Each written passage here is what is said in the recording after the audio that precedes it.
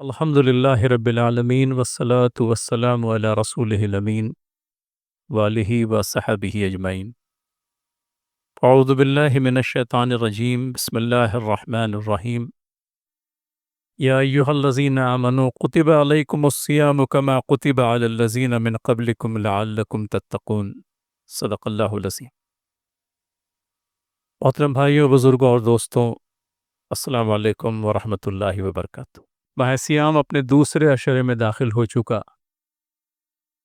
اور دیکھتے ہی دیکھتے ایک عشرہ مکمل ہو جانے کے بعد میں مزید چند ایک روز اور بھی گزر گئے۔ نبی محترم صلی اللہ علیہ وسلم نے جس مہینے کو عظمت اور برکت والا مہینہ بتایا، اب اس کے ایام بڑی تیزی سے گزرنے لگے، اور وہی مساجد جو پہلے عشرے کے اندر میں ماشاءاللہ بھری پوری رہتی تھی، اب چند ایک صفیں خالی نظر آنے لگی۔ نیکیوں کے طلبگار آگے بڑھ اور بدی کے طلبگار رک جا۔ نبی محترم صلی اللہ علیہ وسلم کی حدیث کے اندر میں ہمیں یہ بات ملتی ہے کہ رسول امی صلی اللہ علیہ وسلم نے فرمایا کہ جب رمضان کا مہینہ آتا ہے تو دوزخ کے تمام تر دروازے بند کر دیے جاتے ہیں، یہاں تک کہ ایک بھی دروازہ کھلا نہیں چھوڑا جاتا، اور اسی طرح سے جنت کے تمام تر دروازے کھول دیے جاتے ہیں اور ایک بھی دروازہ بند نہیں رکھا جاتا، اور آسمان سے ایک منادی آواز دینے والا پکارتا ہے، اے نیکیوں کے طلبگار آگے بڑھ اور اے بدی کے طلبگار رک جا۔ نیکیوں کے طلبگاروں کے لیے آگے بڑھنے کا موسم اللہ تعالیٰ کے فضل خاص سے ہمیں پھر نصیب ہوا۔ چند ایک رفیق ایسے بھی جو پچھلے سال ساتھ چھوڑ گئے، اور آج جب آ رہا تھا راستے میں ایک جنازہ اور دوسرے راستے کے اندر میں کھدائی کا کام، پہنچتے پہنچتے تاخیر ہوئی، معذرت خواہ ہوں، لیکن اس گفتگو کے سلسلے میں مزید یہ بھی باتیں کہ وہ ٹیمپو، یوں کہہ لیجئے کہ وہ اہتمام جو رمضان کی شروعات میں نظر آیا، ہماری جو گاڑی ہے ٹاپ گیئر کے اندر میں چل رہی تھی، اب کہیں وہ پچھلے گیئرز کے اندر میں آنے کو لگی ہے، تو ایک مرتبہ پھر اس بات کا کہیں یوں کہہ لیجئے کہ یاد دہانی مقصود ہے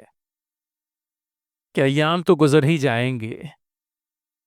کیونکہ وہ رکتے نہیں، وہ چلتے ہی رہتے ہیں، لیکن ان ایام کے گزر جانے کے بعد میں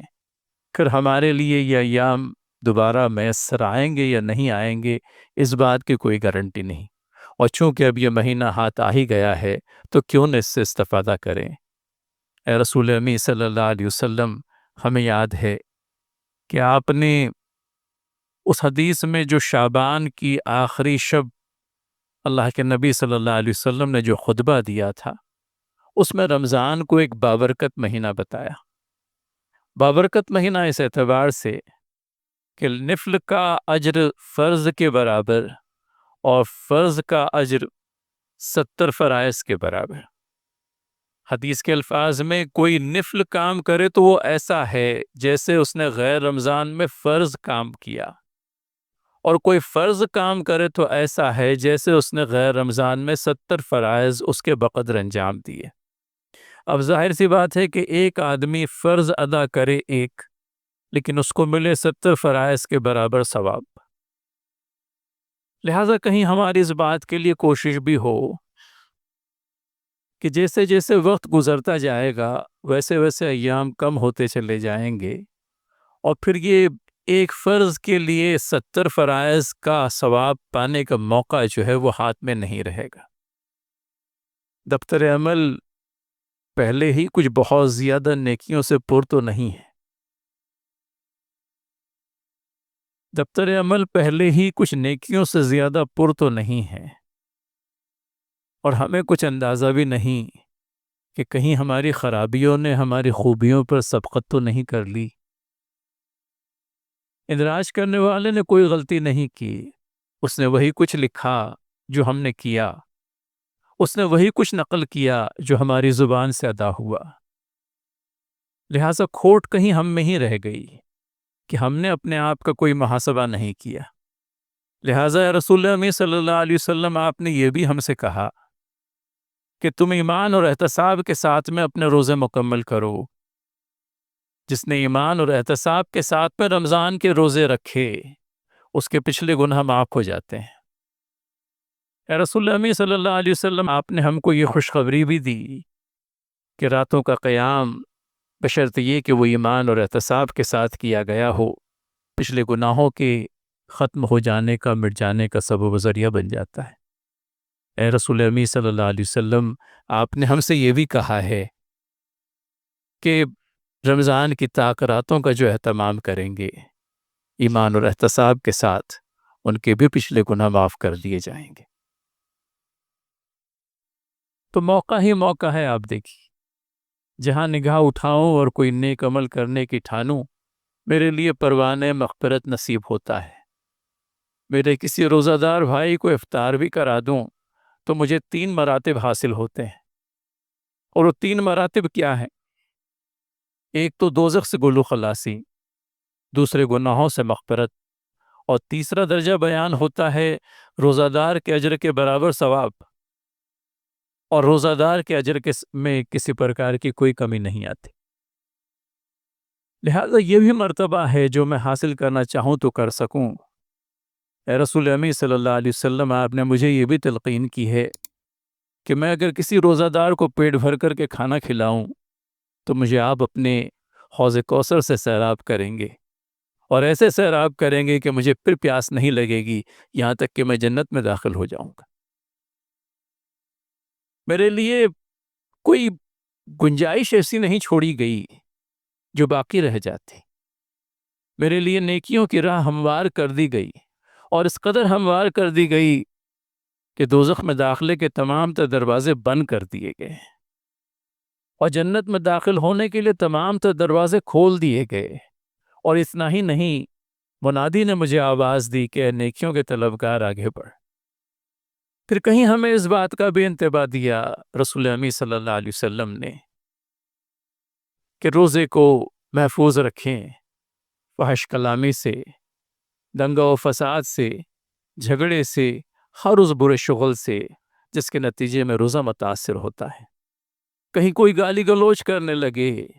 کہیں کوئی جھگڑا کرنے لگے تو اس کو بھی یاد کرا دیں کہ بھائی میں روزے سے ہوں، تیرے اس مشغلے کا میں ساتھی نہیں بن سکتا۔ اے رسول اللہ صلی اللہ علیہ وسلم، آپ نے ہم کو یہ بھی تلقین فرمائی کہ اپنے روزے کو غیبت سے پاک رکھیں، خاص کر کے ہماری خواتین، سبھی اچھے اور سبھی اچھے اور سبھی اچھے۔ خرابی اپنے اندر میں ڈھونڈیں گے تو اس کو ڈھونڈ کر کے کہیں بھلائی سے بدل دینے کا موقع بھی نصیب ہوگا۔ مشکل یہ ہو جاتی ہے کہ آدمی کو احساس تک نہیں ہوتا، اور وہ ایک ایسا عمل کر بیٹھتا ہے جس کے نتیجے میں اس کا روزہ نہ صرف متاثر ہو جاتا ہے بلکہ ضائع ہو جاتا ہے۔ اے رسول اللہ صلی اللہ علیہ وسلم، ہمیں یاد ہے کہ آپ نے اپنی مسجد کے اندر میں 2 نمازیوں کو عصر یا ظہر کی نماز پڑھنے کے بعد میں طلب کر لیا تھا، اور ان سے کہا تھا کہ تم اپنی نماز دہراؤ، اور آج کا روزہ افطار کرنے کے بعد میں کل پھر روزہ رکھو۔ اور جب انہوں نے پوچھا تھا یا رسول اللہ صلی اللہ علیہ وسلم ہم ایسا کیوں کریں، تو آپ نے کہا تھا کہ تم نے فلاں اور فلاں کی غیبت کی تھی۔ تو کہیں اس حدیث سے ہم کو یہ سبق بھی ملا کہ اپنے بھائی کی غیبت کرنے کے نتیجے میں یا ہماری بہن کسی بہن کی غیبت کر بیٹھتی ہے خدا نخواستہ، تو اس کے نتیجے میں اس کا روزہ ضائع ہو جاتا ہے، اور یہ ضائع روزہ اگر رمضان کا ہو گیا تو پھر تو ہماری یوں کہہ لیجیے کہ ہلاکت میں کیا تردد ہو سکتا ہے۔ اے نبی محترم صلی اللہ علیہ وسلم، آپ نے ہم کو بشارت دی، اور بشارت یہ دی کہ اللہ تعالیٰ کہتا ہے کہ بندے مومن کا جو عمل ہے وہ 1 گناہ سے 700 گنا تک، اس کا اجر جو ہے 1 گناہ سے 700 گنا تک بڑھ جاتا ہے۔ اللہ تعالیٰ جو ہے سخی ہیں، اور اللہ تعالیٰ کی عطا کا کوئی ٹھکانہ نہیں، لہٰذا بندے مومن کا عمل اجر کے اعتبار سے 1 گناہ سے 700 گنا تک بڑھ جاتا ہے۔ لیکن روزے کے سلسلے میں یہ کہا گیا کہ یہ 1 اور 700 کا جو پیمانہ ہے، روزہ اس سے مستثنیٰ ہے، روزے کو یہ پیمانہ لاگو نہیں ہوتا۔ اللہ تعالیٰ فرماتے ہیں کہ بندے نے روزہ رکھا ہے میرے لیے، اور میں جس قدر چاہوں اس قدر اجر عنایت کر۔ ایمان اور احتساب کے ساتھ رکھے ہوئے روزے پر اللہ تعالیٰ کی طرف سے اس بات کی ضمانت کہ میں اس روزے پر جس قدر اجر دینا چاہوں اس قدر اجر عنایت کروں۔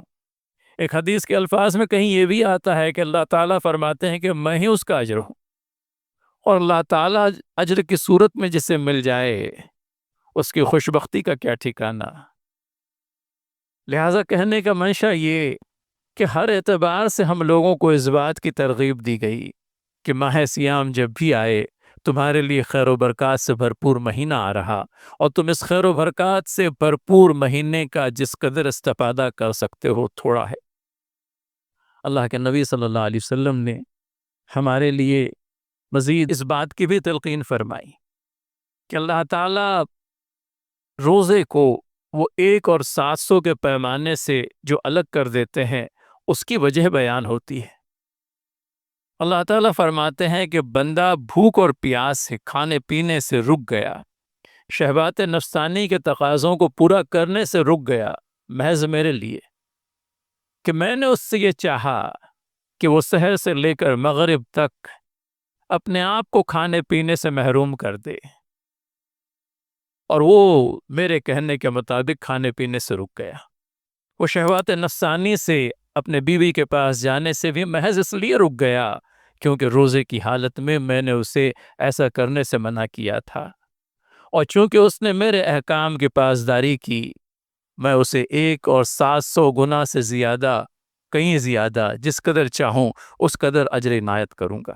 اور یہ کہ اللہ تعالیٰ نے یہ بھی فرمایا کہ صفائی اور ستھرائی کا اہتمام رکھیں۔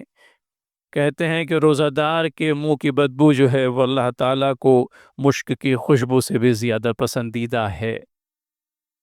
مطلب کہنے کا یہ ضرور ہے کہ اللہ تعالیٰ کو یہ بات جو ہے پسند آتی ہے، لیکن اللہ کے نبی صلی اللہ علیہ وسلم نے ہمیں اس بات کی بھی تلقین فرمائی کہ ہم صفائی اور ستھرائی کا بھرپور خیال رکھیں۔ تو اگر خدا نخواستہ کسی تقاضے کی بنا پر، بلکہ یوں کہہ لیجئے کہ سنت کو زندہ کرنے کے ارادے سے مسواک کے استعمال کو عادت بنا لیں تو یہ بھی ہمارے حق میں بہتر ہوگا۔ پھر وہی حدیث جو شعبان کی آخری شب میں نبی محترم صلی اللہ علیہ وسلم نے حضرت سلمان فارسی کے ذریعے سے ہم تک پہنچائی، کہیں اس بات کی بھی تلقین ملی کہ اپنے ملازم کے کام میں تخفیف کر دیں۔ ہم میں سے بہت سے ایسے بھی ہیں جو بذات خود ملازم ہیں، لیکن گھر کے اندر میں کاموں میں ہاتھ بٹانے کے لیے ملازمائیں رکھ لی جاتی ہے۔ کچھ افراد ایسے بھی ہیں جن کے ماتحتین ہوتے ہیں، ان کے لیے بھی رمضان کے اہتمام کے لیے وقت فارغ کرنے کی تلقین کریں اور ان کے کاموں کے اندر میں تخفیف کریں، ان کے کاموں کے اندر میں کمی کریں کہ ایسا کرنے کے لیے بھی وہ سارا اجر بیان کیا گیا، دوزخ سے غل و خلاصی، اور اس کے علاوہ یہ بھی کہ گناہوں سے مغفرت، یہ تمام تر اجر جو ہے وہ بیان ہوتے ہیں۔ مختصراً یہ میرے بھائی کہ وقت گزرتا جا رہا ہے، اور کہیں ہم نے جس اعتبار سے شروعات کی تھی اس میں کوئی کمی دیکھنے میں نہ آئے۔ ایک مرتبہ پھر اپنے آپ کو یاد کراتے چلیں، پہلے عشرے کے اندر میں نمازوں کے تعلق سے میرا کیا معمول تھا، پہلے عشرے کے اندر میں قرآن پاک کی تلاوت کے سلسلے میں میرا کیا معمول تھا، تراویح کی حاضری کے اندر میں میری کیا کیفیت ہوا کرتی تھی، اور آج جب کہ پہلا عشرہ گزر چکا ہے کہیں میرے اندر میں، میرے عمل کے اندر میں کوئی کمی تو نہیں آ گئی؟ کیونکہ جب دیکھتا ہوں کہ وہ مسجدیں جو شروعات میں اس قدر بھری پوری تھی اب وہ صفیں خالی کیوں نظر آتی ہیں؟ کیا ہم میں سے کوئی ایسا ہے جو پہلے عشرے کے اندر میں تو شامل مسجد ہوا تھا اور اب خدا نخواستہ کوئی بھول لاحق ہو گئی، کوئی غفلت طاری ہو گئی، کہیں ماہ سیام کے اہتمام کے سلسلے میں جو بات پہلے کہی گئی تھی اب ذہن سے اوجھل ہو گئی، لہٰذا ہم مسجد میں آنے سے رہ گئے؟ اہتمام رکھیں میرے بھائی، ایک فرض 70 فرض کے برابر اور ایک نفل کام فرض کے برابر۔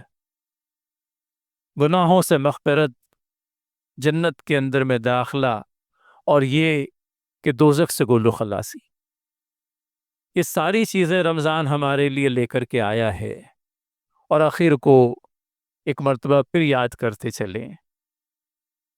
دعا جبرائیل امین کی، اور اس پر آمین کی مہر نبی محترم صلی اللہ علیہ وسلم کی قبولیت کے اندر میں کیا تردد رہ جاتا ہے۔ ممبر شریف پر اے رسول امین صلی اللہ علیہ وسلم آپ چڑھے، اور چڑھنے کے بعد میں آپ نے ہر ایک سیڑھی پر، ہر ایک اسٹیپ پر پیر رکھتے ہوئے آمین کہا۔ ہمارے لیے انتباہ بھی ہے، بامراد ہونے والا مہینہ بھی ہے، اور خدا نخواستہ ہمیں نامراد چھوڑ بھی جائے گا ماہ سیام، خود اپنی غفلتوں کی بنا پر۔ لہٰذا کہیں اس بات کو بھی یاد کر لیں کہ جب اصحاب رسول اللہ صلی اللہ علیہ وسلم نے پوچھا کہ اللہ کے رسول صلی اللہ علیہ وسلم یہ غیر معمولی عمل کیسا، کیا آپ ممبر پر چڑھتے جا رہے تھے اور آمین کہتے تھے؟ وقت ہے تھوڑا، لہٰذا تینوں ہی باتیں بیان کرتا چلوں کہ پہلی سیڑھی پر جب میں نے قدم رکھا، جبرائیل امین علیہ السلام نے یہ کہا کہ نامراد ہوا وہ شخص جس کے دونوں والدین یا کم از کم ایک بڑھاپے کو پہنچے، اور بڑھاپے میں اپنے والدین کی خدمت کرنے کا اسے بھرپور موقع نصیب رہا، لیکن اپنے والدین کی خدمت کر کے اس نے یوں کہہ لیجئے کہ اپنی آخرت نہیں سنوار لی۔ ایسے شخص کے تعلق سے جبرائیل امین نے کہا کہ وہ شخص نامراد ہوا، وہ شخص ناکام ہو گیا۔ اللہ کے نبی صلی اللہ علیہ وسلم نے تصدیق کرتے ہوئے آمین کہا۔ پھر کہا جبرائیل امین نے کہ نامراد ہوا وہ شخص جس کے سامنے رسول اکرم صلی اللہ علیہ وسلم کا تذکرہ خیر آیا، اور اس نے نبی کریم صلی اللہ علیہ وسلم پر درود نہیں بھیجا، کہیں صلی اللہ علیہ وسلم۔ اور پھر نامراد ہوا وہ شخص جس نے ماہ سیام کو تو پا لیا،